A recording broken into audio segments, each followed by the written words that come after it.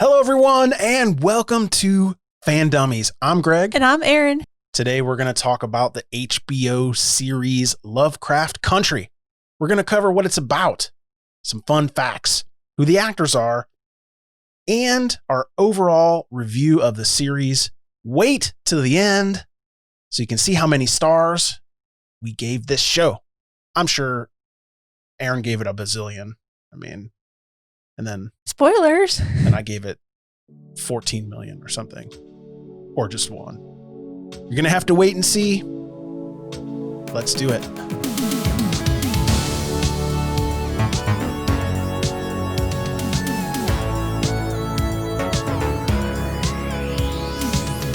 We're going to try to keep major spoilers to a minimum until after the midpoint of the show. So if you're interested to hear what the show is about and kind of some fun tidbits about the sets and the locations and things like that, feel free to keep on listening. Once you hear our Patreon ad, where we try to convince you to give us $5, that's when the spoilers begin. It's the goods right at the middle of the show. All right. One of our listeners suggested we review Lovecraft Country, and I'm glad that they did. Believe it or not, we do read the comments. I remember hearing something about this show, but I didn't really know much about it. We're not super into horror, so Lovecraft and Lovecraftian things are just not in our sphere. It seems like since doing this show, we do keep coming across the name Lovecraft. Up until this show, I still wasn't even really sure who that is or what it even meant. Exactly. But we know more now. The dummies are getting a little smarter. But we appreciated the suggestion. It worked perfectly because we had a gap, right? It was in between a couple of things, which we'll get to the homework for our next show later. Next week's episode, I hope it's going to be awesome. Yeah, me too. We haven't watched it yet because it's not out. Very much so. All right, let's get into what Lovecraft Country is about. Lovecraft Country is based on Matt Ruff's novel of the same name. Lovecraft Country follows Atticus Freeman as he meets up with his friend Letitia and his uncle George to embark on a road trip across 1950s Jim Crow America in search for his missing father. I mean, doesn't everyone want an Uncle George? Yes. Like, Uncle George was the bee's knees, man. This begins a struggle to survive and overcome both the racist terrors of white America and the terrifying monsters that could be ripped right from a Lovecraft paperback. I mean, when you read that, it sounds pretty compelling. Mm-hmm. We didn't really dig the cover art. We rolled right past this thing 100 times. Uh-huh. Every time I saw the cover art, I'm thinking it looks like a book that you'd pick up in the grocery store. Yeah, like one of those romance novels that you kind of just chuckle at as you're buying your groceries in the checkout counter or whatever. It's like Diana's intimate affair. Uh-huh. With a super muscle bound stud on the front. Yeah. This is what it would look like.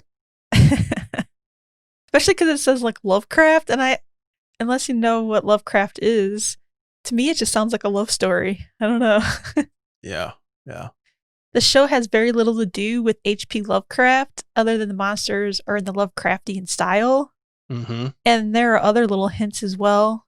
This isn't a Lovecraft reset or anything like that.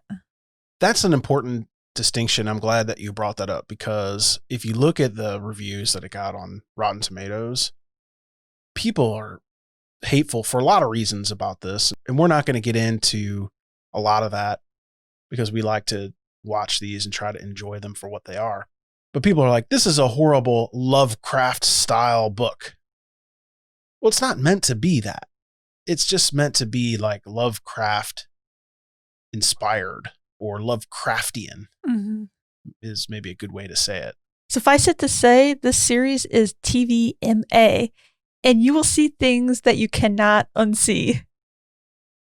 I mean, I shouldn't nod my head on an audio podcast, but head nod vigorously. Yes. There are things I never wanted to see that I have seen. The other thing is you pretty much get to see everybody naked, whether you want to or not. They don't just show the attractive people naked. I mean, that's how the real world is, Greg. I believe me, I get it. Luckily, this show is mostly attractive people. Yeah. Which I think is helpful. They're a little too buff for the time period. I'm just saying. I don't know if people in the 50s were this buff. There were weights in the 50s. I don't know. Everybody was ripped. Everyone had abs. Even the women. Except for some of them, like Greg said. Even they were really, really good looking. Yeah. Like, it's really weird. Like, even the people that weren't fit were attractive. Mm-hmm. So if you're thinking, I wonder what Jonathan Major butt is going to look like. Oh, come on. You won't have to wonder very long. No, you don't. You don't have to wonder long at all. It's pretty epic, though. The episodes are all related, but follow an overall theme that focus on different aspects of the story or even different characters. Because we don't want to spoil it for anyone, we are just going to talk about the episodes very high level. Episodes 1 and 2 are about Tick, which is Atticus, Letty, Letitia. We're going to say Tick and Letty from now on. Uncle George, and they're heading into Lovecraft Country. And I'm using air quotes on the podcast because they're looking for Montrose, who's Tick's father. I don't want to spoil why it's referred to as Lovecraft Country. Just know that Lovecraft used Arkham, Massachusetts frequently in his books. And in this show, Uncle George and Tick, they have massive like sci-fi horror libraries and they're super into it. They're nerds and it's amazing. Just keep your ears peeled for these little nuggets of Lovecraft and just listen for the city that they talk about, and it's right in episode 1, so you're not going to have to wait long. Episode 3 is about Letty and a haunted house. That is. This is a spooky episode. And of course, there's a huge significance with this house, where it's at, and the previous owner. Yeah. I like this episode a lot. How cool is the house? Oh, it's awesome. Oh my God, the house is so cool. Every time Greg's always like, we need to buy an old house, and I'm always like, ooh, spooky. I know, I want to buy. This is like the old spooky house that you buy. Yeah, I want to buy like an old mansion. It's pretty cool. Yeah.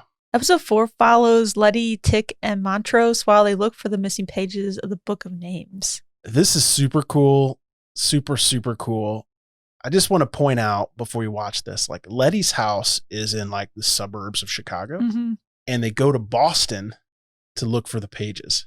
This has to be one of my favorite episodes. It's cool. Very Indiana Jones-like. Super, super cool. And this is the charm of this whole show, right? That one episode is Indiana Jones, and the next episode is haunted house horror. And then there's super fantasy aspects with like monsters and magic. Yeah. And then there's sci-fi. Yeah, which we'll get to that here in a minute. Episode 5 follows Ruby, who's Letty's sister.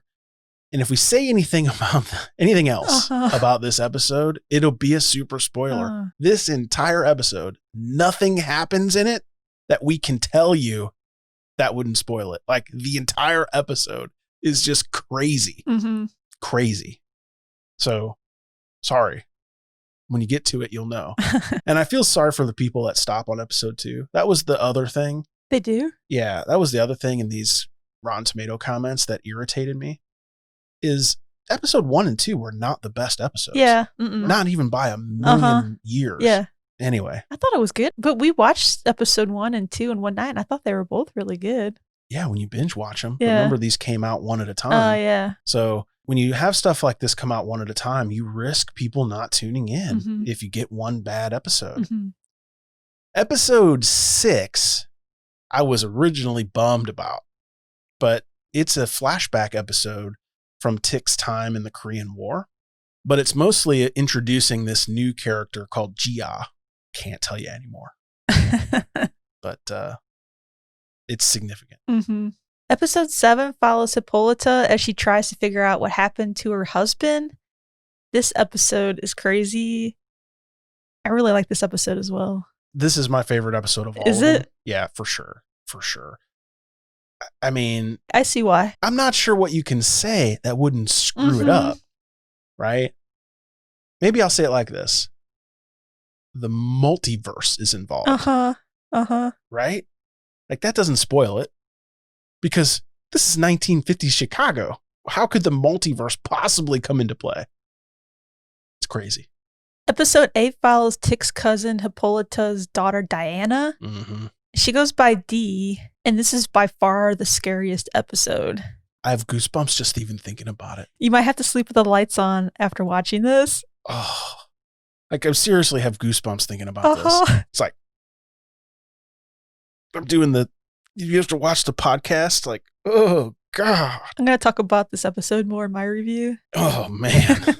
Episode 9 is a time travel episode, which it seems like every genre show like this has to have a time travel episode. But Tick, Letty, and Montrose travel back to 1921 Tulsa, which is a very key time. And I don't know if I want to spoil it. Don't say nothing. But this is an important time in history, and especially Black history, that you should read about and understand. And I think it's compelling that they were able to weave this into a story in a way that fit. So let me just say it that way. That episode was really good. I'm intentionally leaving things out because it's a powerful episode, and I want you to experience it like we experienced it, where we Googled things afterward and we thought, like, is this real? It makes you think. Like, oh my gosh. You know, your heart is gonna be beating and sad at this episode. So just fair warning, it's a powerful one. I'm not going to talk about the last episode at all. Ooh. Not even going to mention it. So just stop this podcast and go watch it. I don't want to do it. It's not that I don't want to do it to you. There's just nothing you can say. Yeah. It wraps the story up. It's like an Endgame episode. It's like an Avengers Endgame episode, right? It just does everything. It just tries to put a bow on just about everything. It didn't get everything, which I'll talk about in my review, but it ended the story, which I appreciated. Yeah, it really did wrap it up. Yeah. The other thing to note is these episodes are 1 hour long. And when you're used to shows that are 40 and 50 minutes, the extra 10 to 20 minutes makes these episodes seem really long. And it makes a huge difference. Every single episode feels like a movie. I honestly think that they could have gone 10 minutes longer, because there's a few things that I think they should have explored a little deeper. But it's a production. It's no made for TV show. 59 minutes, 1 hour, 3 minutes, 1 hour, 2 minutes, 57 minutes, every single episode, right on the dot, 1 hour. Are you ready to get into some details about this show? Yeah. The details about this show are really fun. It debuted on HBO August 16th of 2020, and they aired it on Sunday nights, which is HBO's primetime slot. It deserves it. Yeah. I know we've watched so many shows on HBO on Sunday nights. I think that's kind of where the Sunday night show watching started for us. Exactly. I mean, True Blood, Game of Thrones, Silicon Valley.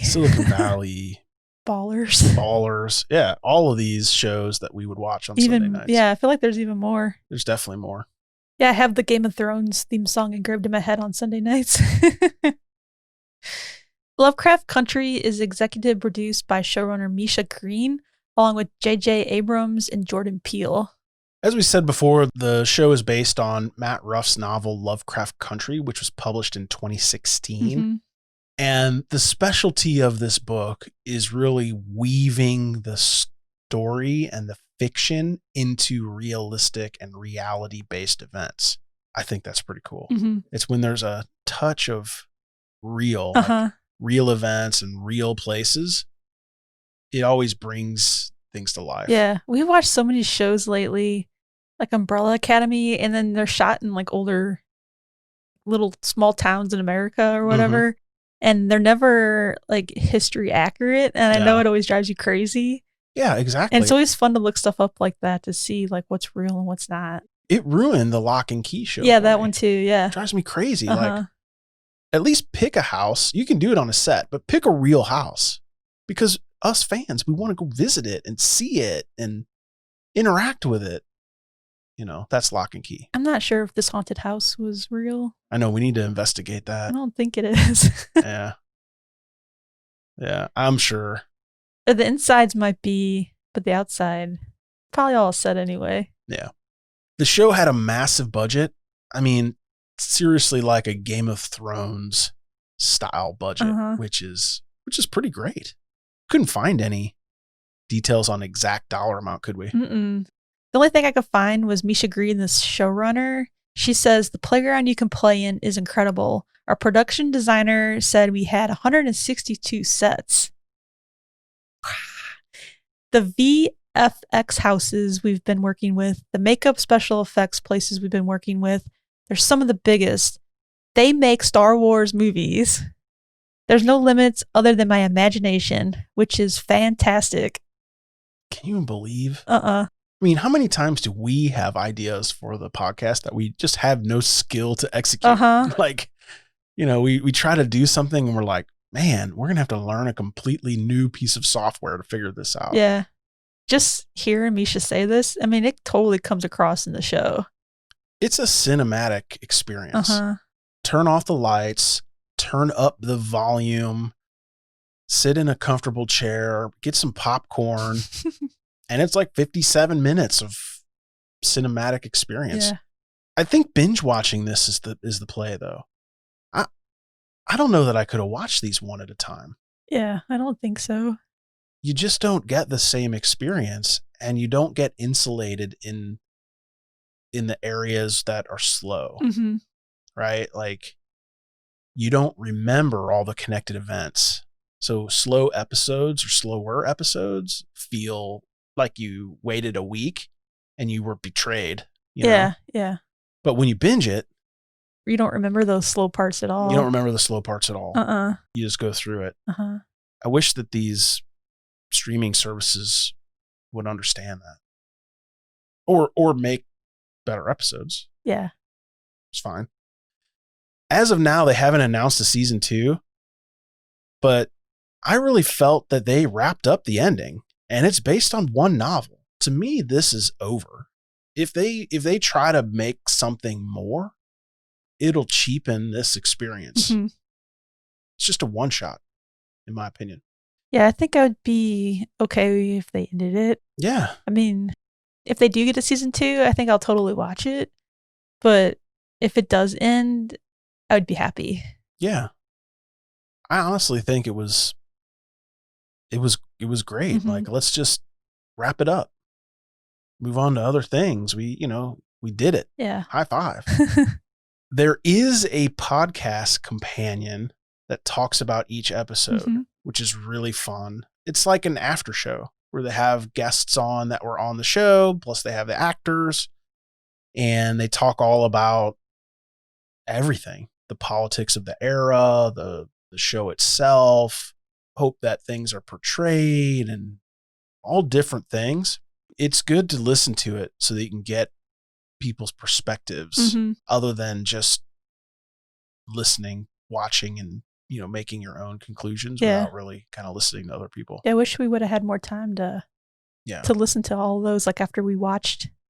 It's kind of like the Ready Room or or the Talking Dead after Walking Dead. Yeah.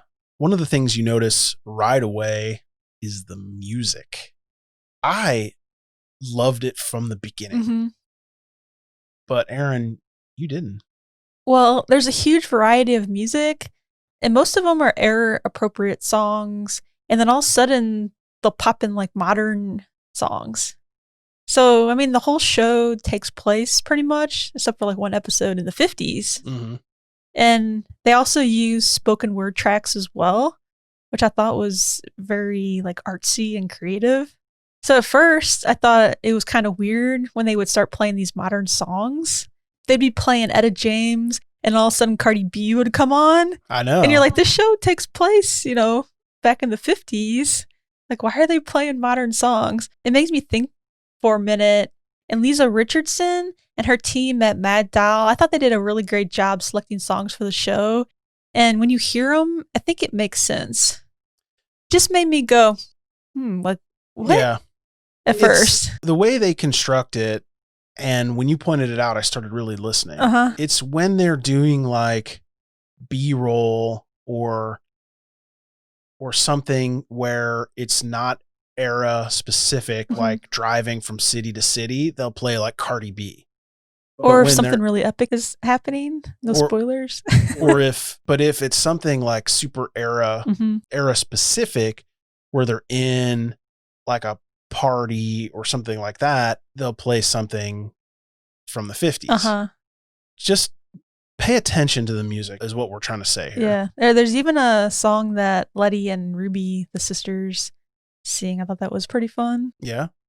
And Lisa and her team at Mad Doll, they're also known for selecting songs for Friday Night Lights, The Leftovers, and Watchmen. So they're pretty into selecting songs. Yeah. They do a lot of song selection for the HBO shows. Makes sense.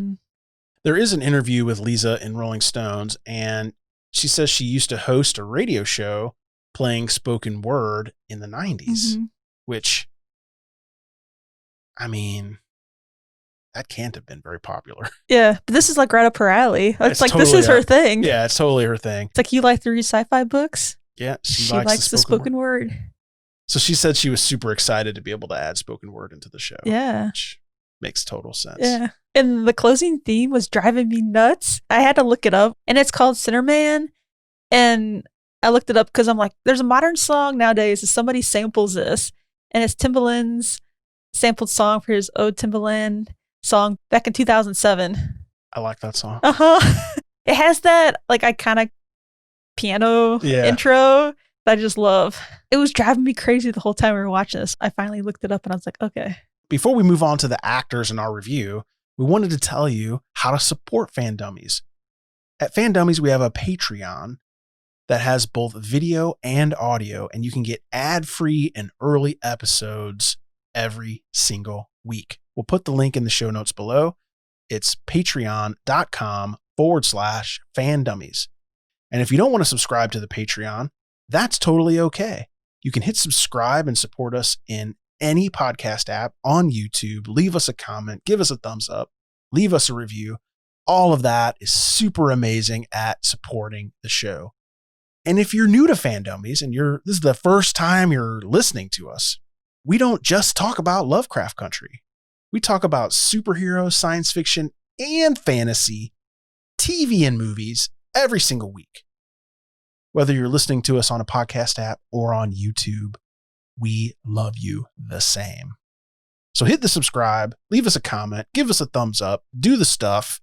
I mean, you should know by now. Press the buttons. All right, Erin, we're going to unlock the spoilers here. Yeah, let's do it. So now it's free reign to talk about whatever we want. Okay. Although in the next section we're going to talk about the actors, and there's probably not a ton of spoilers that are going to come up, but feel free to let her rip. Okay. Say whatever I want. Say whatever you want. Okay.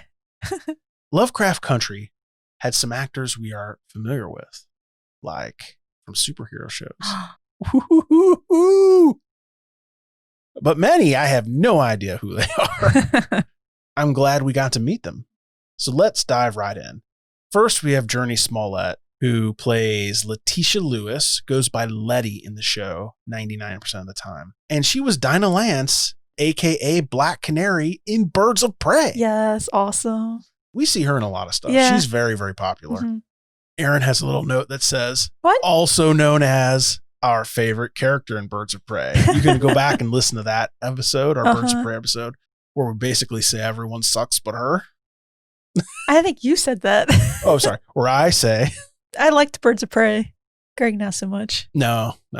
I love Journey Smollett, and she did a good job in this show also. Awesome. There's also Jonathan Majors, and he plays Atticus Freeman, and you might have seen him in The Last Black Man in San Francisco.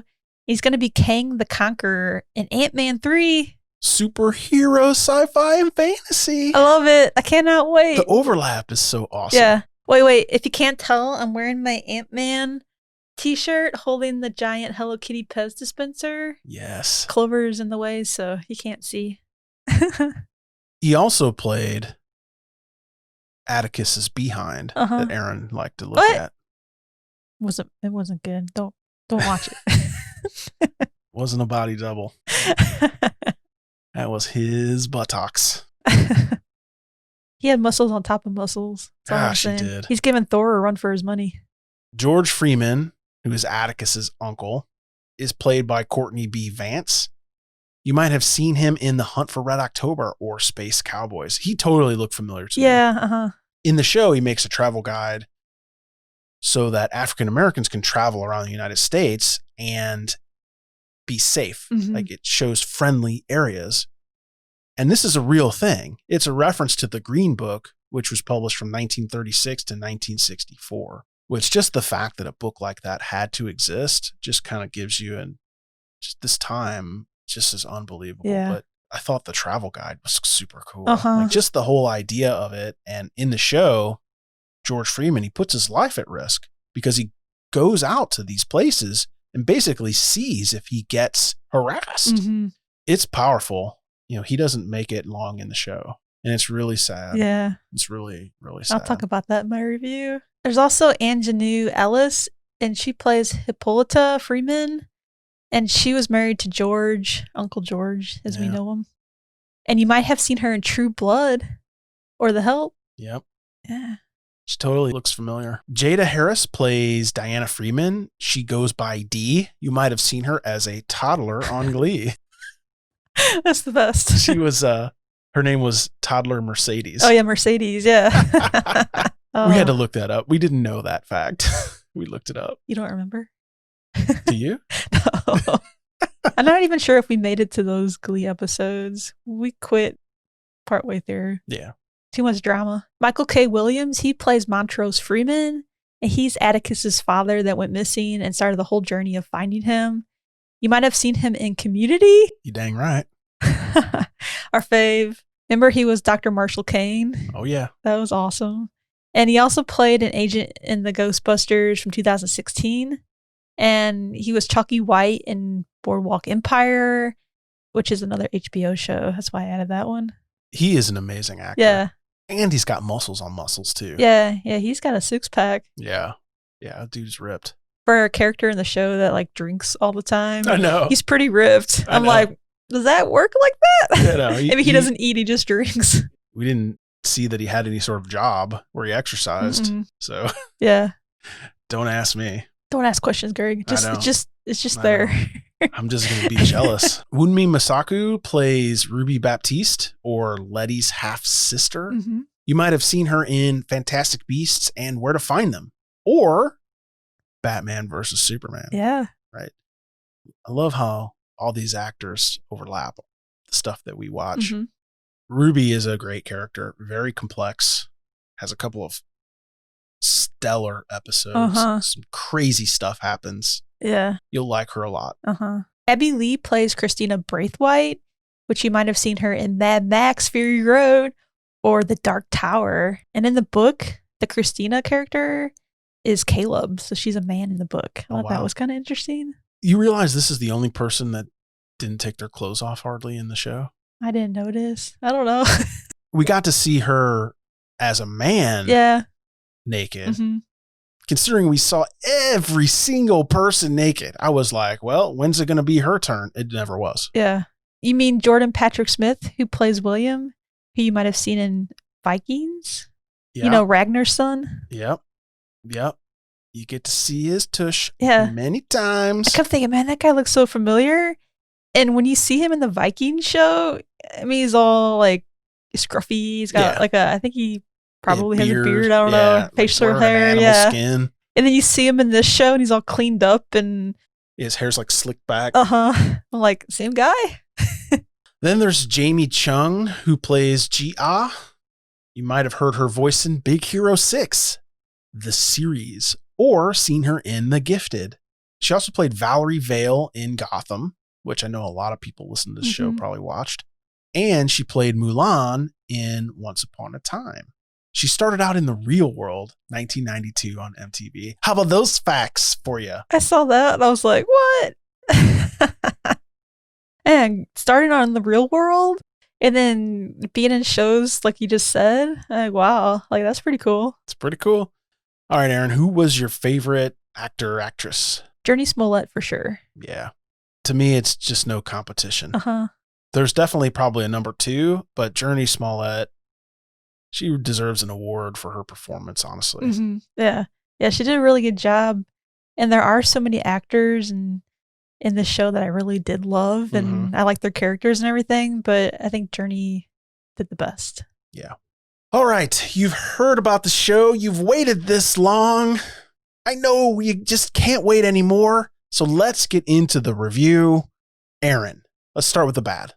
Why did Uncle George have to die so soon? Why, Uncle George? When he died, I was like, why? They, him, Atticus, and Letty went to find the father, Montrose, and did he really need to die, like, right away? Oh, it sucked. It was a bad plot, in my opinion. The bad part was Hippolyta and Dee, like his family that he left behind. That was the sad part, I thought. And I read that in the book, he doesn't actually die. Yeah, I don't think he needed to die. Like, it didn't really add anything. And also, why did they have to kill off Tick at the end? I mean, he was like willingly sacrificing himself. And I didn't like it at all. I was like, what's going on? No. You just, yeah. I'll talk about this more on mine. Yeah. But I agree with you. Yeah. Totally, 100%. I keep telling myself, like I always do, that this is fantasy or sci-fi. He's still totally coming back for season 2 if there is a season 2, but I'm just not so sure this time. But then I was also thinking that I don't know if he's filmed Ant-Man 3 yet, so maybe he's going to go do that, and I love superheroes, so that's fine with me. Yeah. I'm just glad he's going to have an interesting role after this to play. Yeah, we can see him again. Yeah. Only other bad I thought was, I wish I would have had time to read the book, before doing the podcast, so I could really like grasp like what is different. Yeah. Because I'm all about reading the book and then watching the movies or the shows or whatever, and I'm always like, the book is better. You can always read the book now. Yeah. I mean, what difference does it make which one you read Well, first? I still might. I don't know, because like I know that there was a lot of stuff that was made up for the show. It's just adapted from the book, and I know that there was episodes in the show that were not even in the book, and I wanted to see what was in the book that didn't make it to the show. So just little interesting facts like that. I'm all about like the details. Yeah, I mean, I read online that the book was not too well received. It wasn't? No, that it wasn't like a bestseller or anything. Yeah.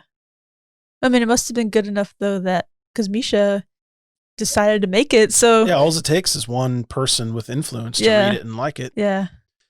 All right, so that's the bad. I agree with it. What's the good? I have more good than bad. I thought the show was cast really well. Yeah. I mean, all the actors were really great. I could say something nice about all of them. I could just sit here all day and just say, great stuff about them. And Hippolyta, her name is the same as the Queen of the Amazons. And Dee, her daughter, her name is Diana. And it's just cool to me. But I mean, Hippolyta, it's just from Greek mythology, but I'm a huge Wonder Woman fan. I thought that was pretty cool. Yeah, so in Wonder Woman's name is Diana, and her mom's name is Hippolyta. So just to connect the dots there. And with the horror aspect of the show, it was just scary enough for me without going overboard. The scariest part for me was when Dee was cursed and those 2 young girls appeared only to Dee.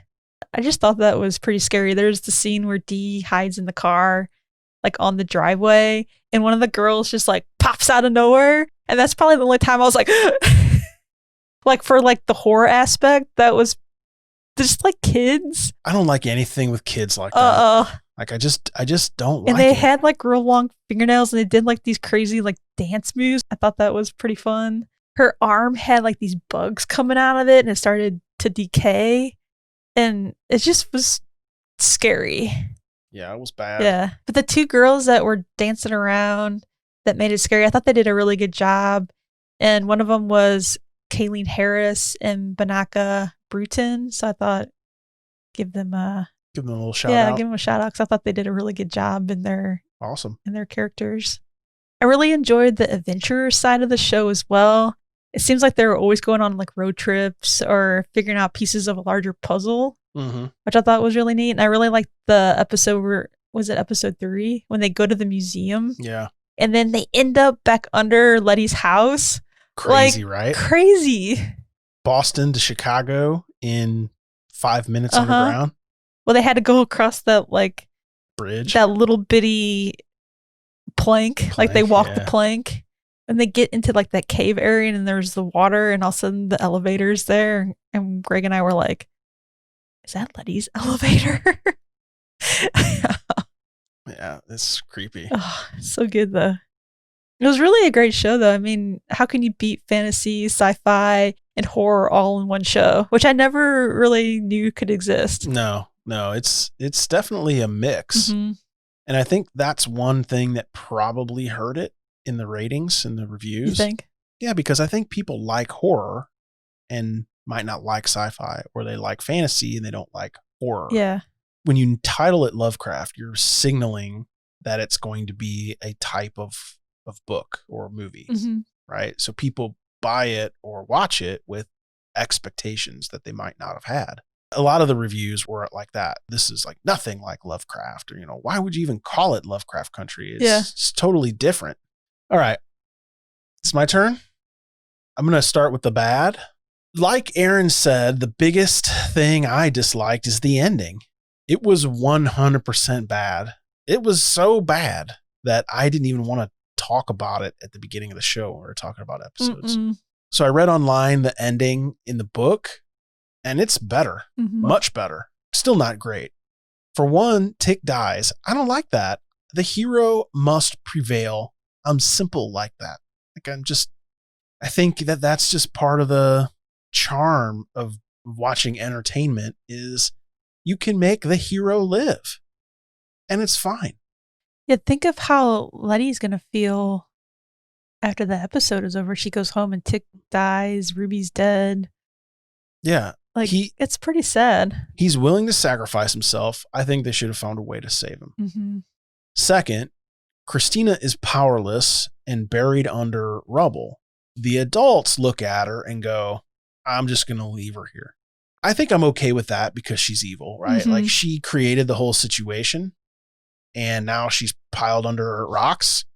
She has no more magic, right? Just leave her to her own devices. If she survives, fine. If she dies, fine. Where it crosses the line is when Dee finds her and bends down, looks her in her eye, uses her little robot hand to choke the life out of her. That's too far for me. Dee is a little girl. She's maybe 12. I don't even know if she's that old. Yeah. 10? Yeah. I don't think you should show a child murdering anyone, much less a defenseless person pinned under rubble, regardless of their crimes. Right? This is a person trapped under rubble. It was a pure evil moment for Diana. I don't think that you should show that on TV. I don't think that you should write that in books. I think there's some subjects. It's like killing a dog. You don't do it.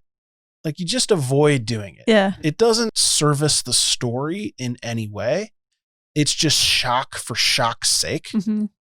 I always liked the characters, like we saw in Stargirl, like how Our Man wanted to really kill Solomon Grundy for killing his parents. But then I like it when the characters have that realization pop in their head. It's what is that going to make? How is that going to make you after you kill them? What's that going to turn you into? Yeah, exactly. I mean, if you're the good guys or the good people, or however you want to say it, if you're on the good side of the story, you have to be good, at least in your core. Yeah, it's like superheroes as well. Yeah, a lot of them, they don't go around killing you, even if you are the worst villain in the whole world and you've destroyed the whole city. They're still going to take you in and yeah. Or if you have to kill them, it's a last resort, right? And I think that that's how it led up to with Christina, right? They didn't want to kill her. They wanted to work it out. They wanted to negotiate with her the entire time. They wanted to work it out. They wanted to come to some sort of arrangement where Atticus didn't have to die, but she also got what she wanted. They could care less that she was immortal as long as Atticus didn't die. And that is the way our heroes have to think, Mm-hmm. right? They have to be good while the bad people can be as bad as they want. Mm-hmm. But when you have a young girl cross the line, it's just too much for me. Like, I can't take it. You know, I just think to myself that Dee has been through some serious trauma, definitely at the hands of Christina's family, and recently at the hands of Christina killing her uncle, her cousin. She needs counseling, love, and healing, not revenge. And we shouldn't put that view out into the world. Mm-mm. That is okay. I don't feel sorry for Christina in the least. Who I feel sorry for is Dee. Like, she's worse off after killing Christina than she was before. And that just makes me really sad. And that's how the show ended. And it left that taste in my mouth I didn't like. There were other things that I thought were strange about this show. Ruby's off-screen death, coma, or whatever is going on with her was very disappointing. Yeah, they didn't give her a good send-off at all. Like, is she actually dead? I got really attached to Ruby, her story and her struggles. And in the book, she takes the potion, turns into a white woman, and lives a life of privilege. Oh, yeah. Like, for the rest of her life. I mean, that's like taking the power and using it. I don't know if it's great, but it's something better. I also don't understand why Christina wanted to act out Bobo's death, where she like wrapped the thing around her neck and put it in the water. Oh, yeah. And got shot. I mean, maybe I need to watch it again. Maybe there's some significance I missed. It sounded like she didn't feel like she should have. So I think she wanted to reenact it. Like she was struggling to understand why she didn't care. Yeah, that's what I got out of it. But yeah, if that's truly the case, then she was trying to be a better person. You know, it makes me even madder about the rest of it. I think there's bits that could have been cut like that. And I think there's bits that should have been added, like Ruby's ending. Mm-hmm. Also, the sci-fi technology was cartoony and the horror wasn't really that scary. Yeah. To me, they missed on the sci-fi technology. Like when Hippolyta like hot wired the door with the little, by unplugging the thing. I mean, if that was real future technology, it's absurd. Yeah. Right. It seemed like it was supposed to be like super futuristic too. Exactly. Like, I'm going to solve this puzzle, but instead of, here's a metal rod I can use. Yeah. Right. Like instead of continuing to figure out how to solve the puzzle, she's like, here's something I can use to pry open the door. I mean, it was so stupid. All right, let's get into the good, right? That was a lot of bad, but I am more critical of things when they have such an emotional impact. The time period of this show to me was brilliantly executed. I loved it. I felt this tension anytime a cop drove down the street or when a black and white person had to interact. I felt super tension. And if that was the goal, to portray the uncomfortable feeling of the people in this time, every time like one of our protagonists left the house, then mission accomplished, because I felt it. Like a cop would drive down the street and I was just like jittery. Yeah. Like, oh man, don't stop. Like just leave them alone. Just keep driving. They're not doing anything wrong. And seems like there was always a cop. Yeah, exactly. The cinematography, the sets, the costumes, unbelievably beautiful. Some episodes, such as episode 7, were an absolute work of art. I'm looking past the ridiculous hot wiring of the space door and the portal machine that was absolutely stupid. Yeah, the portal machine seemed like it was before the 50s. Yeah, it was like a 1920s. And the space door was from the 80s. Yeah. But the idea and execution of living multiple lives in a blink of an eye to gain like knowledge is a brilliant idea. I think they executed it really nicely. The acting in general was great. Journey Smollett, we talked about already, was particularly good. When she made that transition in episode 1 from not knowing there's magic to knowing there's magic, her personality completely changes. It shifts. It's brilliant, honestly. All right, let's give this sucker a rating and let's wrap up this podcast. It's getting late. Erin, what are your final thoughts of the show and how would you rate it out of 5 stars? I think I would give it a 4 out of 5. That's pretty good. I thought it was really great. I mean, it has some aspects of shows, just because of the genres that we watched before. Yeah. But it's nothing like anything I think I've watched. No. At all. Yeah. They took a lot of risks, and I think some of them paid off. Yeah. Some of them didn't, but I think a lot of them did. Yeah. And I'm really glad that we watched it, and I have a new appreciation for a handful of all these new actors that I didn't know much about. So I'm excited to see them in a lot of new movies and shows coming up. And now I'm going to be like, I know you. Yeah. We're going to be like, sign my book at Comic-Con. Oh my gosh. Yes. Overall, I really liked it. I'm happy I watched it. The ending honestly ruined it a bit for me, if I'm being honest. Yeah. If I would have stopped at episode 9 and just someone said Atticus lived, then I would have given this thing 4.5 out of 5 stars. Yeah. I really thought it was that good. But because of the ending, the very last episode, I'm going to have to give it a 3.5 out of 5 stars. I think there's just some things you just can't do. And I cannot get behind child violence. I just can't do it. There's a few other things that I'm very sensitive about. And I'm not going to list them, but that's one thing. Yeah. I mean, like, let's keep children, like, as long as we possibly can.